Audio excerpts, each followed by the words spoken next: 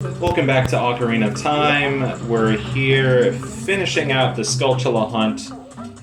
Here we are in Goron City. This is actually... I remember this room from, growing up playing this game. It's a fun sort of hidden room in Goron City. I feel like it makes sense that I missed rooms like this because when I was doing the Let's Play, I was more focused on sort of plowing through the game and all the essential stuff as quickly as I could, and of course having the burden of having to give commentary on top of it. So it was just paced differently than when I would be playing this game just standard, just casually on my own, exploring every little secret area and dumb little thing. I feel like I've lost that kind of childhood magic of playing video games, and now I just plow through everything as quickly as I can. I don't know, not really. We get to the end of this room. Well, first off, you need to pick the correct rocks to bomb, or whatever. And yay, money that is basically worthless because we are like Elon Musk at this point, the richest man in the world. Scary stuff, by the way, Elon Musk. Anyway. Yeah. It's just ridiculous. It's absolutely terrifying. Yeah, here's to the next 4 years. Really scary stuff.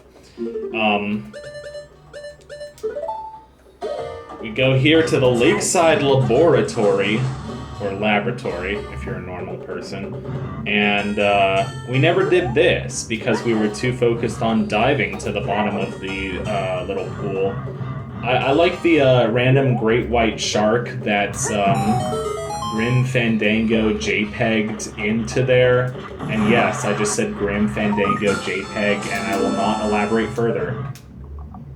Hey, great white shark. How you doing? Here's Brucey. It looks... and you can hear me laughing on the recording. It looks so out of place. I love it. We are so close to the end of this playthrough. Probably 4 videos left? Maybe around there. Somewhere between 4 and 6 videos left. We're really darn close. Here we are over at Gerudo's Fortress, and there's sort of a thing, a little alcove, and you just kind of jump across, and there's a spider hanging out on the wall here, except it's not just any spider, it's a gold spider, gold member. Yes, thank you.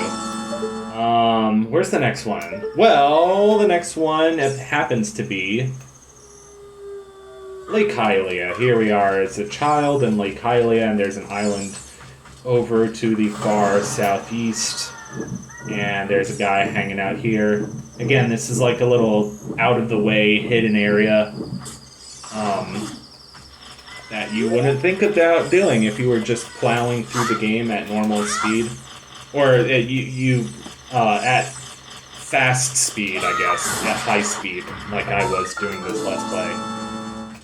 It's funny, though, that I was comparing and contrasting this playthrough to my Majora's Mask playthrough, and Majora's Mask was like twice as many videos, but roughly the same length.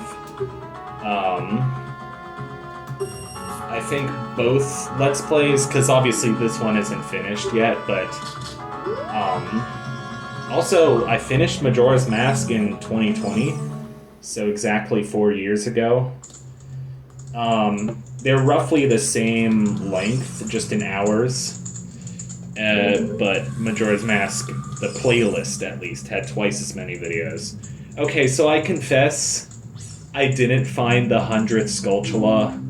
I was looking around for it, and I just got really frustrated. And the reward is not that great. For getting all 100 Skulltulas. So, you know what?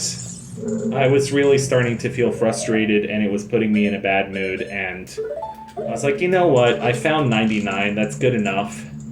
if I had complete closure on this game, then maybe I might not be as motivated, incentivized to return to this game to give it another playthrough.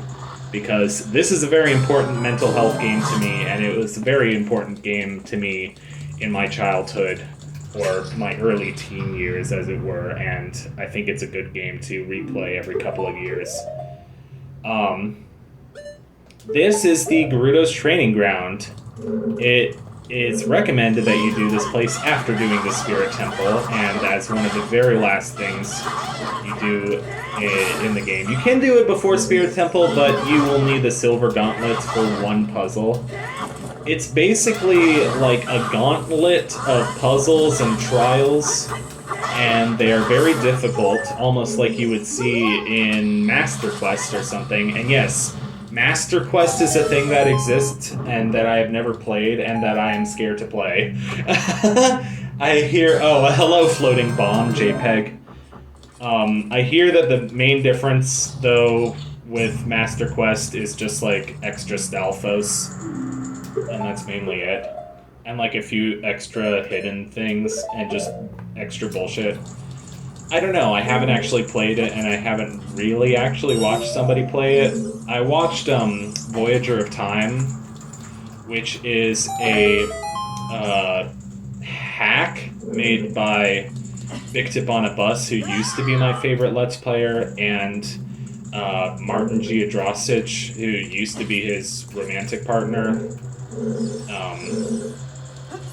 I haven't watched Big Tip on a Bus in a while. I actually did watch him, like, almost 2 years ago, I think. He was doing, was it almost 2 years ago or almost 1 year ago? Well, actually, I think the most recent thing of his that I watched was B3313, which is that Mario 64 hack that blew up in popularity because it was like Mario 64 but liminal, and like every copy is personalized, yada yada yada, which was like a stupid creepypasta about Mario 64 being creepy and giving you a lonely feeling, which I've never really experienced from Mario 64. I do see where it's coming from, like I do find it liminal, but I find it liminal in a pretty pleasant way. Like, that game is pretty comforting to me, instead of... I mean, I think it's comforting to most people, but something about, like, oh, this was the game in its incomplete state, you know, and the levels were all different. It, like, somehow spooks people. I don't know. Anyway, B3313 blew up in popularity because Vinesauce Vinny was doing it and Joel was doing it. This is a kind of a dumb, like, get all the silver rupees challenge. And that's about it. Also, fire! Yay, fire! Thank you for burning me.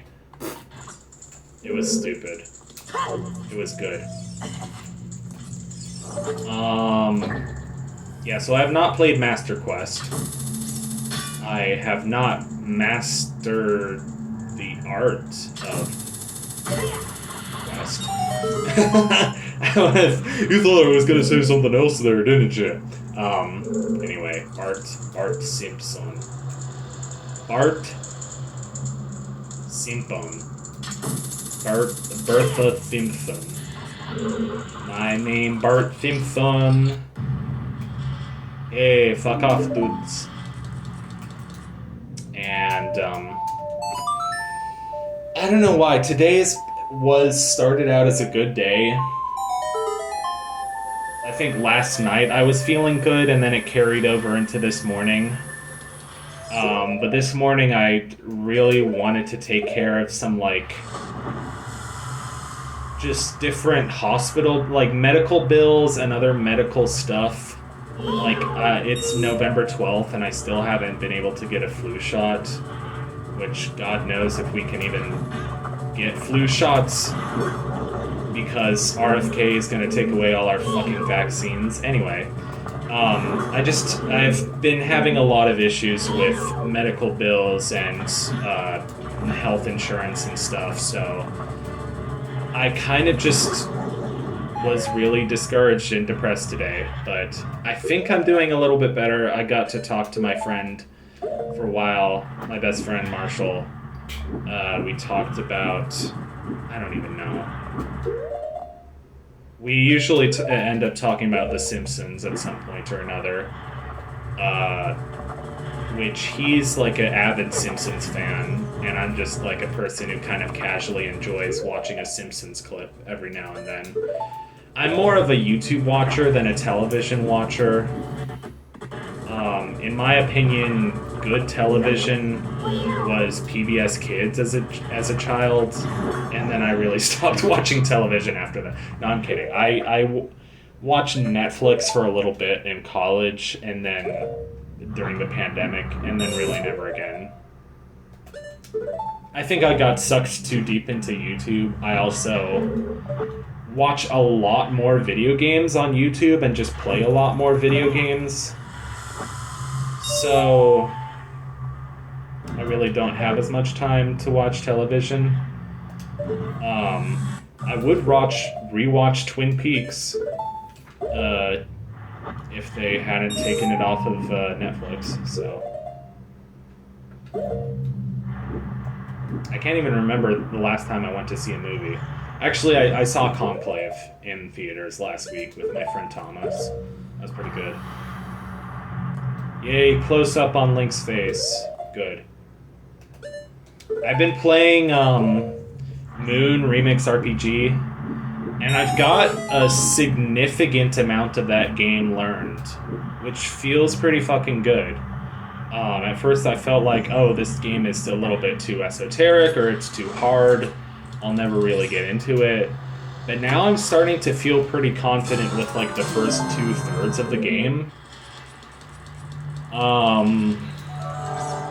I'd like to test that theory out and play it from the beginning. Maybe that would be a better idea instead of trying to finish it. I don't think my first playthrough is going to be 100% playthrough. It's always, I think, like, I always pressure myself to 100% a game on my first playthrough of it.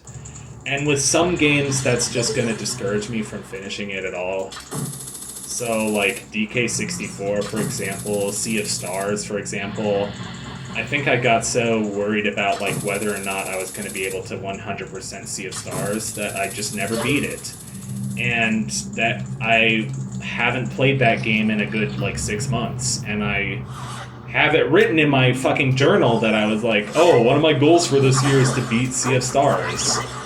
And I just never did. Also, one of my goals was to beat Hyper Light Drifter because my friend Grant gifted it to me for Christmas last year or something. I know he gifted me Blasphemous for my birthday this year, and I haven't played that game in a while. I beat the first boss, and that was about as far as I've got. Anyway. It's okay, I've been a bit more focused on this. Also, I love Link elegantly spinning around like a ballerina or ice skater or something. Also, there's all these dudes, like Totem Statue, I don't know. Jay Leno, Alfred Hitchcock, the Barbican. Jay Leno, Alfred Hitchcock, the Barbican. Parse that out on your own parse.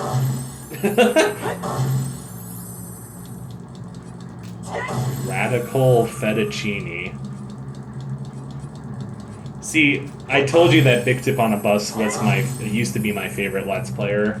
I think a lot of my weird, random non sequiturs are kind of inspired by his habit of just saying really goofy, like, non sequiturs and random words, and then just, like, absolutely refusing to elaborate. I always thought that was hilarious, but his style is definitely not for everyone. Okay, so we turn off the fire, and... I'm sorry, I got really loud. We turn off the fire and then grab the chest. And, what's in that other room? Well, what's in this room? You're gonna have to watch the next video to find out. Oh no, bye.